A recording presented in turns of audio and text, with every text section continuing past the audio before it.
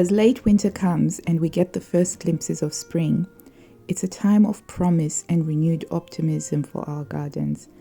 There is something about getting organized for the growing year that lifts the spirits and kickstarts a sense of hope about the future. I love looking at my snowdrops when they gaily burst through amongst the fallen leaves of the previous year. They are so beautiful and resilient, and no matter the weather, icy, cold, wet, windy, they will still be there, bobbing their little pure white flower heads along with the tempo of the weather. And I love that. I'm so excited about this particular area of my garden. It started with a dream to create a bluebell glade in a particular area of my garden. And so 3 years ago, I started by moving some bluebells from one part of the garden. And then 2 years ago, I added in snowdrops, of which some of them are really strongly taking root. I've added some narcissus as well as some muscari, and it's coming along. This will be the 4th year now, and I'm so excited to share with you this spring garden once it comes in. And seeing the little shoots coming out, I just get so excited, and I'm really looking forward to spring.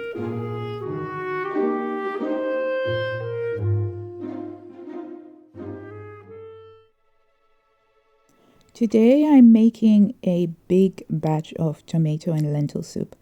So I have 2 onions chopped, and I have about 400 grams of carrots, as well as some stalks of celery that were just waiting in the fridge that needed to be used.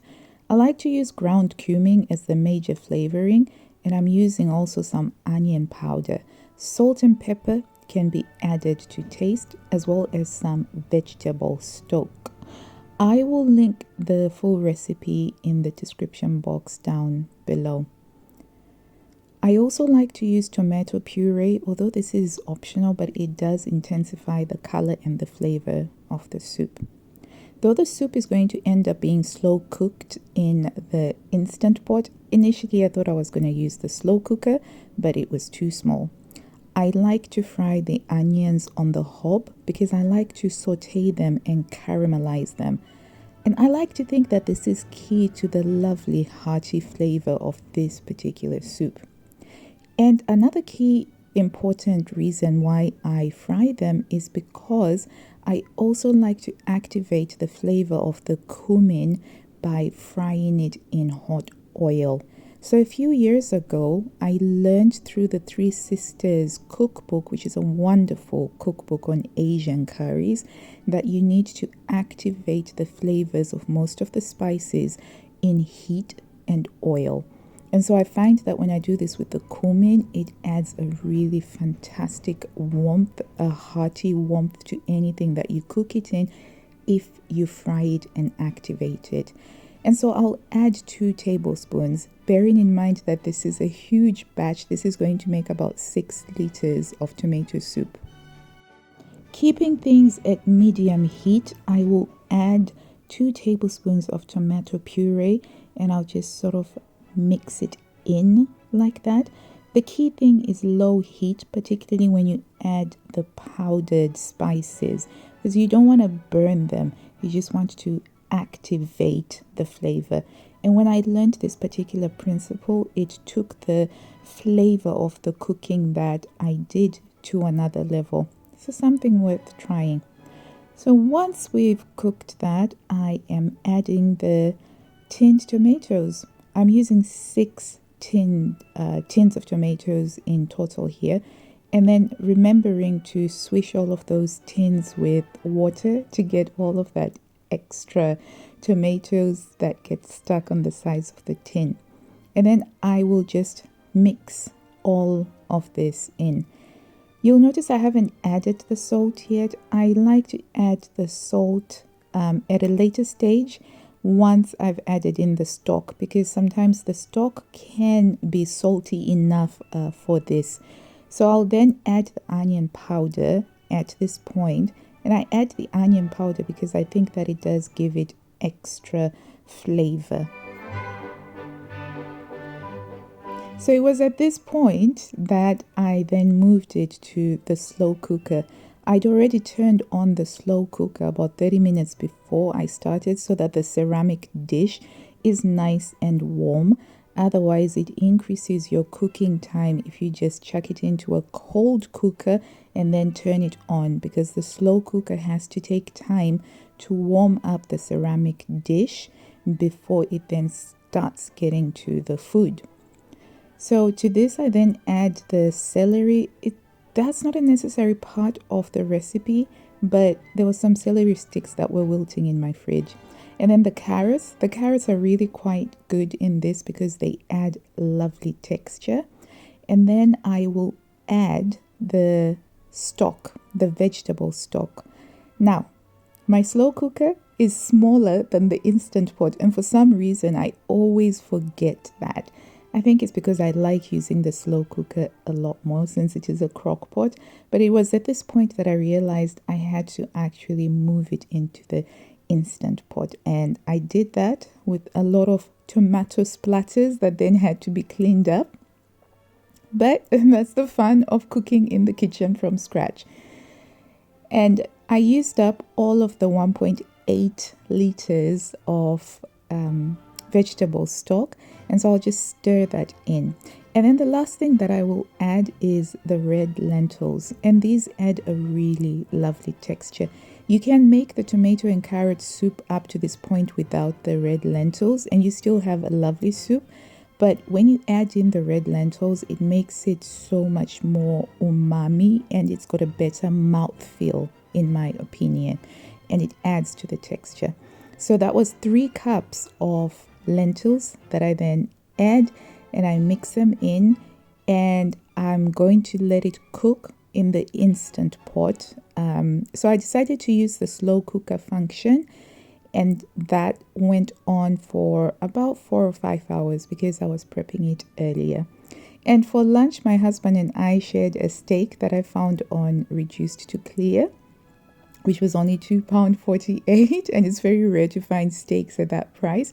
And so we fried this up in the skillet, which the skillet is really fantastic for frying steak because it can handle very high temperatures, and because it's cast iron, it doesn't have the Teflon non-stick coating that you have to worry about damaging by using high temperatures. And it was a lovely lunch, even if I do say so myself.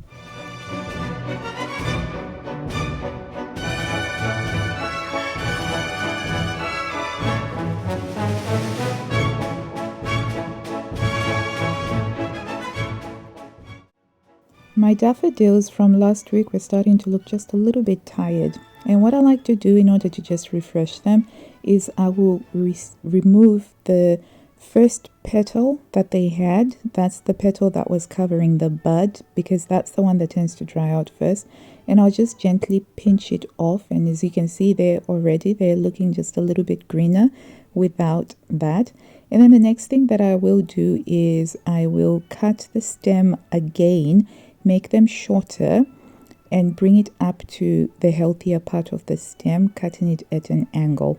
So the thing about daffodils is you can't actually put them with other flowers because they have a sticky sap that is quite poisonous to other flowers. So if you mix them in a vase with other cut flowers, the other ones will not thrive as well, because the sticky sap that they release also encourages the growth of bacteria. So you tend to need to constantly refresh and top up the water. And so you do need to keep them away from other flowers and also away from other fruit, apparently, because it does cause other fruit to ripen quicker. So I thought that they looked a little bit more uplifted, a little bit fresher. And then the next thing that I had to do was the other flower arrangement that I had. The pink carnations are always the first to go, so they tend to lose their deeper color quicker, and they tend to shrivel up a lot faster than the white or the yellow carnations. So in this case, to revive this tiny little posy, I'm getting rid of the shriveled flower buds. Anything that is shriveled, I will cut it off, and then I'm only keeping the ones that are still looking relatively fresh, which are the yellow and white ones. You would think that knowing this, that the pink or the red carnations always go first. I'd always only buy the red and the yellow, but there is just something about a popping pink in a flower decoration when you walk downstairs during a dark morning that is so uplifting. So I'll still get the pink carnations regardless of the fact that they don't last anywhere near as long as the yellow or the white ones. And so once I've separated out the shriveled ones with the ones that are okay, I will give the vase in this case, it's actually a mason jar. Saying vase makes it sound funny, fancy, but it is a mason jar. I will also clean that out and sterilize it before I put in some fresh water with some fresh flower food.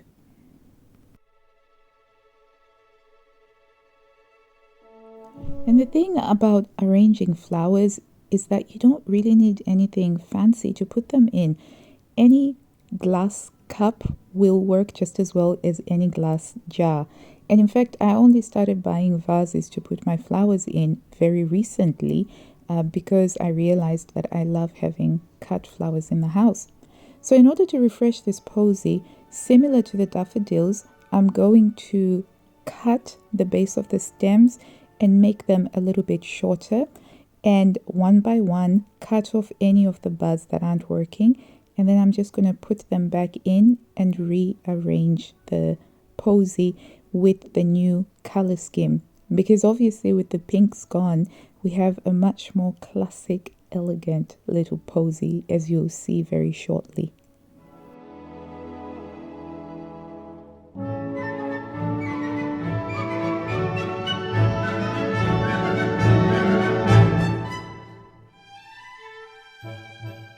Though I love the pink carnation, I must say I do also really love the simplicity and elegance of this particular posy. And there it is in situ on the hallway table. Over the years, I've found that a display of fresh flowers is one of the easiest ways to uplift the energy of your home. Flowers have a powerful connection to the natural world and create a harmonious environment that supports well-being and happiness. They enhance the positive energy throughout our home. Overall, flowers represent joy and beauty. And for me, as a wife, mother, and homekeeper, joy is something that I try to cultivate daily for myself and for my family. And so I try to indulge in fresh flowers. And I found that it need not be expensive. My local Asda always has some reduced to clear flowers, and so I always keep an eye out on those. And a little trick that I like to use that my mother taught me is to add a drop of bleach into the water that I'm going to put the flowers in. And I found that this is a very useful tip. So thank you very much, Mom, for that, because it keeps the water from growing bacteria or mold that you would sometimes get on the flower stems. And it keeps the water clearer for longer, because there is nothing to me that is more distressing looking than some flowers that are in stagnant water.